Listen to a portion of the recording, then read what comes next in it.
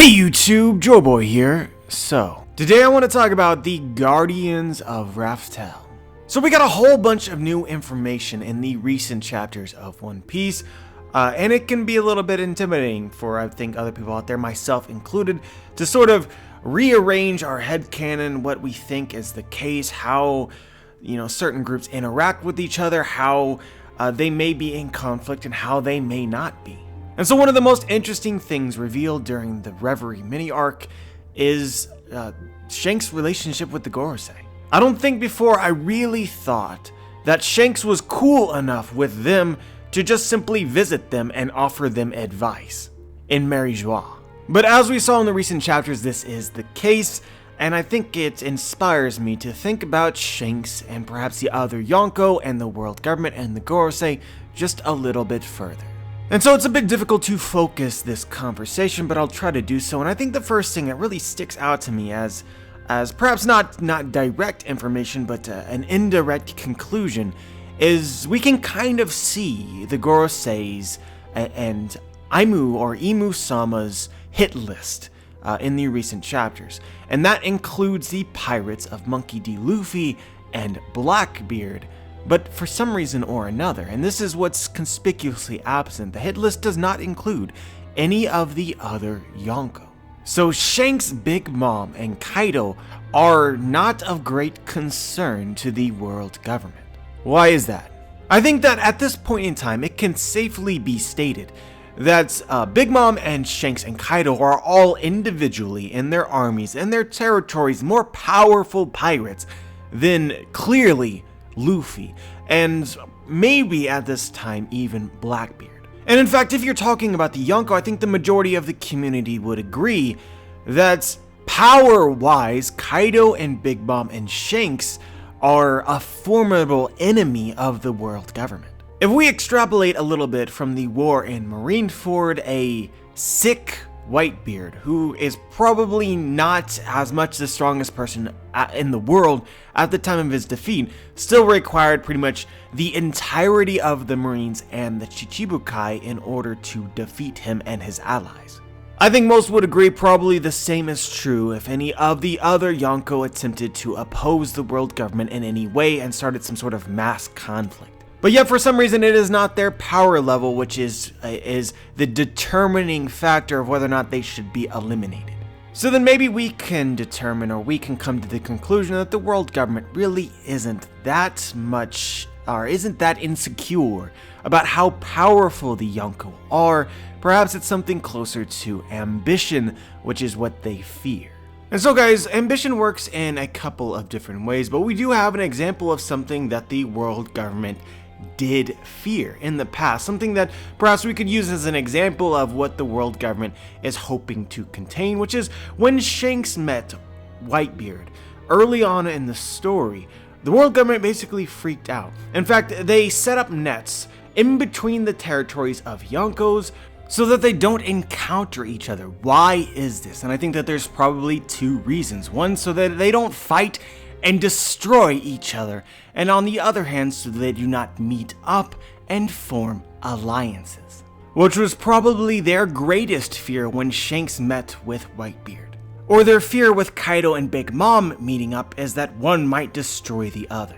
But yeah, I'm gonna say something blasphemous, guys. I know this is gonna rock a lot of people because they are Yonko beaters, but I really feel as though the world government is not concerned with Kaido and Big Mom and Shanks really at all for various reasons. I think that if any of these entities decided to attack the world government, they would lose. It might be a tough battle, there might be a lot of casualties, but they would lose. I know a lot of people out there saying 3 admirals can't even take on a Yonko, they would lose. I understand that this is subjective, but this is my opinion. We can even look at the recent chapters as an example of not fully understanding the true power of the world government, because just recently an entire new entity was introduced who, at this point in time, we're speculating pretty much everyone, maybe even the strongest person in existence right now, Imu-sama. I think that there's probably a lot more when it comes to that, when it comes to fully appreciating how powerful the world government is. And keep in mind that Imu-sama was not even present in Marineford, did not feel the need to be.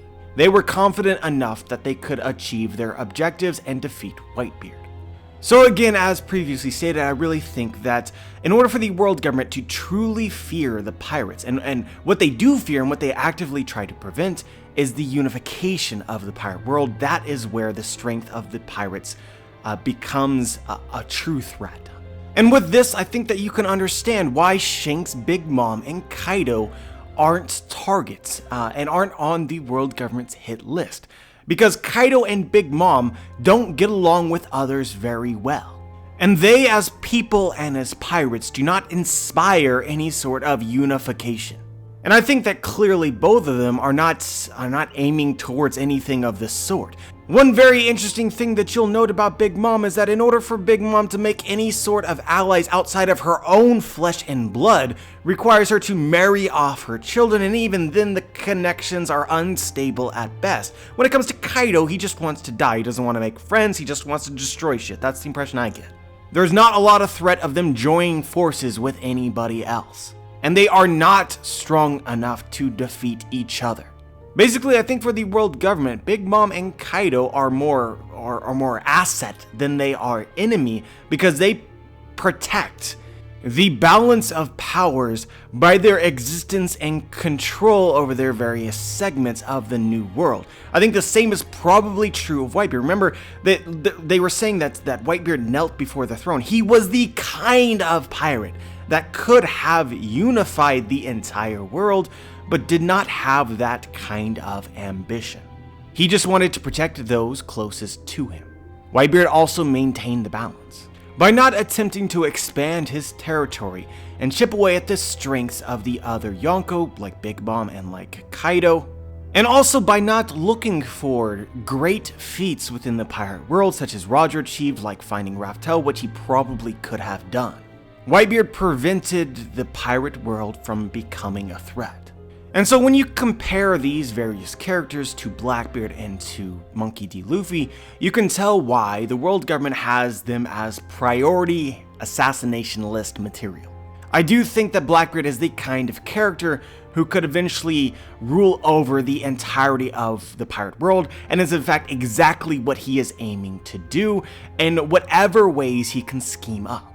And of course, that's Luffy's greatest ability and something that he might do even by not trying, assuming that he continues to survive. Luffy is on a trajectory to become the Pirate King, whether it's through making friends, making allies, whether it's achieving great feats, which he does on numerous occasions, or the greatest feat of all, finding Raftel, which is, he clearly states at every opportunity that he can, that is something that he wants to do. He wants to find the One Piece. And even has a person on his crew capable of reading and interpreting the poneglyphs. These two pirates are extremely dangerous to the world government. They are both capable of unifying the pirate world against the world government and creating a force which is more their equal, even if they might do it in separate ways. Personally, I think I like the thought of Blackbeard going about it more similar to the way that maybe the pirate crew 40 years ago did it, just by becoming the greatest, strongest force within the new world, without any equals or rivals, whereas Luffy's doing it more like Roger did. So yeah, in my mind, that's the difference between Luffy and Blackbeard, and the Yonko, Big Mom, and Kaido, and maybe previously Whitebeard. But where does Shanks go along all this? And I think that Shanks is another kind of pirate who could potentially unify the pirate world. I think he has the right personality, and maybe even has enough strength, but clearly he has not decided to pursue that path. To me, this seems clear enough, because if Shanks wanted to, I believe that he could have found Raftel and the One Piece. Being previously a part of the Roger Pirates, and also having been friends with people like Rayleigh, who were about ready to tell Robin the secrets of the world if she had wanted to ask him. All of this creates the impression that Shanks is not somebody who is ambitious, and therefore not a threat of the world government, or at least not obviously a threat. One thing that I think is really interesting about Shanks is that in every occasion that we've seen him, it seems like his actions facilitate peace, and also support the balance that the Gorosei also are supporting. Why is that? And I really think that this ties back into, and I've been sort of looking for all the connections, taking in the new information, see if it changes my thoughts at all, it really leads me back into what I have previously thought has been telegraphed about what Shanks is really looking to achieve. We see in the war in Marineford, as Whitebeard was thinking about Blackbeard, he thinks, you are not the person that Roger was waiting for. And tying this back to Shanks' own actions, Shanks gave Luffy, the pirate, the straw hat, as though he had decided that maybe Luffy was the person that Roger was waiting for. And in fact, in the conversation that Shanks had with Whitebeard, when Whitebeard asked about his missing arm, Shanks stated that he betted on the new era, i.e. he betted on Luffy, meaning he's putting all of his faith and his trust in Luffy.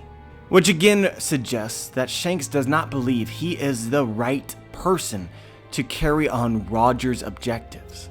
That maybe his role is to help facilitate this person who could. All this sort of creates the impression that Roger didn't think that anybody could succeed him and that it required a very specific person. Which, spoiler alert, is definitely going to be Luffy. And Shanks already knows. And this leads us back into Shanks' relationship with the Gorosei. As I said earlier, they both seem to want to protect this balance within the pirate world, preventing the pirate world from becoming strong enough to be a threat to the world government. Like a great example of this is Shanks stopping Kaido from intervening in Marineford. You can argue that as well Shanks wanted peace, but on the other hand, it also prevents the Whitebeard pirates and the Beast pirates and the world government from all duking it out in this one spot and potentially sacrificing the balance. This also explains why Shanks himself did not intervene in the battle, because if he had done so, if he had sided with Whitebeard, then that would low-key be a great pirate alliance against the world government, which I think would be a very risky move, as the world government would have more definitively set their sights on destroying the pirate world as completely as possible. But going back to Shanks and the Gorosei's relationship, I think that they both might be aiming to maintain this balance, but as I've sort of already intimated here, for very different reasons. The world government fears the pirates' future strength, while Shanks appreciates the open door this balance creates, leading somebody like Luffy to the very top. But from the world government's perspective, regardless of Shanks' actual reasons, his actions make him more friend than enemy. Which is why you can see that they have some amount of discourse and respect for each other in the latest chapters. For right now, they are on the same team, with very similar objectives.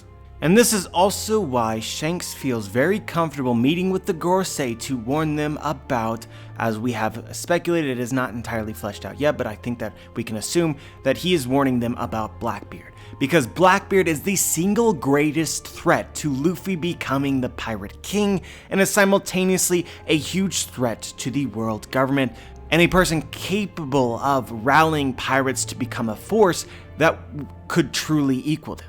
But anyway guys, I've said everything that I've said here, and maybe been a little bit redundant to better explain my rationalization for how Shanks ends up talking to the Gorosei, and what their various objectives are, and how this whole relationship might work. I think for the world government, they value the Yonko as a means of splitting the forces of the pirate world and preventing them from uniting and being their equal. Because as we can look at the world of One Piece, the only people powerful enough to in any way oppose the world government seems to be pirates. So that's who the world government should fear more than anyone else, which is why they appreciate the existence of Shanks, Whitebeard, Big Mom, and Kaido. And then from Shanks' perspective, he doesn't want to maintain this balance per se, but he wants the right person to end up on top. So in this way, the balance is equally helpful, and entities such as Big Mom and Kaido should remain in power until the time is right. And so in that way, it could possibly be described as a race between Blackbeard and Luffy for Shanks, a race in which Blackbeard is winning, so then Shanks would obviously want to slow down Blackbeard as much as possible, so that Luffy can catch up, and if one of the two were to become king, obviously Shanks' vote would be for Luffy. Which is why he went to the Gorosei to discuss his concerns about Blackbeard in order to get them to help him, knowing that they would also view this as helping themselves. And from this action and many others that Shanks has probably done over the last several decades has earned him a lot of respect from the world government. Because they probably think that he's after peace, or at least that is the impression he's probably giving off, that he doesn't want people to fight. But in actuality, it's probably not peace which Shanks is after, it's the right person to next become king. I just think that this would align perfectly with my interpretation of Roger's objectives. Remember, before Roger died, he exclaimed to the world that if you want to find my treasure, it is in that place. And then from that point, he inspired a generation of pirates, all searching for the One Piece. Roger basically is looking for another person like himself, perhaps who is not sick. But in doing so, he opens the floodgate for other people who are not properly suited to carry on his legacy, finding the One Piece.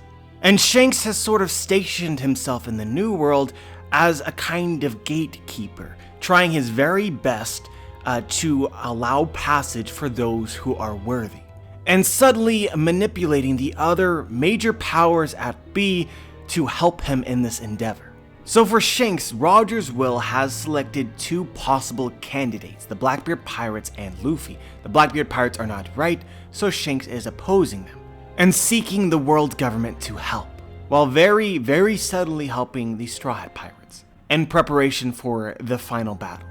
But anyway guys, as I said at the very beginning, it was difficult to find a way to really focus this video and go in a particular direction, so I ended up choosing basically an explanation and a rationalization for how Shanks and the Gorosei are meeting as they did just a few chapters ago, and I hope that it was interesting and helpful in whatever small way to maybe filling in the gaps of knowledge that we currently lack. But as always, I am curious as to what you guys have to say about this, whether you agree with anything that I have to say, you disagree, just share your thoughts. Like the video if you liked the video, dislike the video if you disliked the video, make sure to subscribe if you want to be notified for my future content, and as always guys, have a wonderful day.